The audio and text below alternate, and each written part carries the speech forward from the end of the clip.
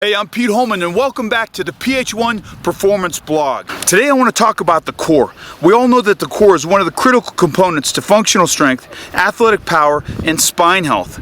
But what are the best exercises to capitalize on core function? Well, Dr. Stuart McGill, one of the leading spine researchers and core performance experts in the world, recommends what he calls the big three. Three core exercises that will help improve athletic performance, mitigate the risk of injury to the low back, and help bulletproof the core. So today I'm going to introduce you to what Dr. Stuart McGill considers the big three. Three exercises that are going to change the game when it comes to your core performance. Let's get after it. Let me first introduce you to Dr. Stuart McGill. He is a leading spine researcher. He's written countless books on spine health and core performance, and he's worked with numerous elite level athletes. Over his 40-year career, he's identified three exercises which he considers non-negotiable for spine health and core performance. They are the modified curl-up, the side plank, and the bird dog. Let's take a look at how to coach and cue these three exercises.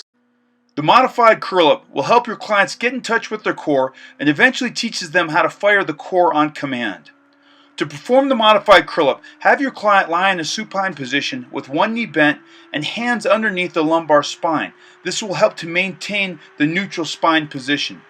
Instruct your client to lift their head and shoulders 1 inch off the ground, straight upwards towards the ceiling, and hold for 10 seconds. The modified curl-up is not a crunch. This is a faulty movement pattern and will stress the cervical spine.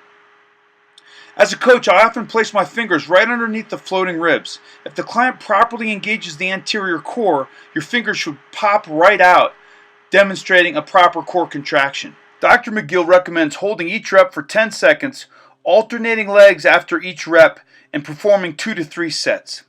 Alright, let's take a look at McGill's second exercise in the big three, the side plank. The side plank is considered by most strength and conditioning coaches the gold standard lateral stabilization exercise. Instruct your client to get in a side-lying position with the elbow at a 90-degree bend off the torso. Top foot in front of the bottom with a heel-to-toe orientation. You're going to scissor your legs together to lock the pelvis down, fire the anterior core just like during the modified curl-up, and raise the hips off the ground into a plank position. I often use a dowel from the posterior view to make sure the spine and head are lined up. You also want to assess from a frontal plane of motion view, and here you can see her spine is an extension, so I gave her some verbal cueing and had her fire the anterior core, and now she's got a nice neutral spine and pelvis posture. If your clients are struggling with this exercise, modify it, regress it, put them in a side kneeling position, and continue with the plank until they build strength and endurance. McGill recommends performing 3 sets of 10-second holds with a 3-second rest in between reps. The final exercise in the Big Three series is the bird dog. The bird dog challenges the client in the transverse plane of motion and helps teach them how to disassociate the hips from the spine. Have your client get in a quadruped position. Now here's a little trick I use. Before performing this exercise, have them do an angry cat position and an old cow position and then come into the middle. Usually that's a neutral spine position. Instruct your clients to hold that spine position while extending the opposite arm and leg, holding for 10 seconds at the end range. A couple things to watch out for. One is excessive extension of the lumbar spine like you see here. That's going to put stress on the low back. The other thing is a laterally tilted pelvis. That's going to throw you off balance. So one of the tools I use to help clean this stuff up is a dowel. It's very simple. You just put it on the base of the skull, the mid-spine, and the sacrum, and that's going to really help slow things down and tighten up the neutral spine position.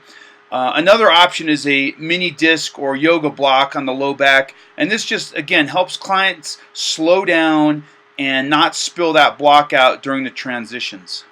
Introducing these three exercises into your warm-up or workout is going to help you or your clients get in touch with the neutral spine posture, help activate the core, and help bulletproof your performance and durability.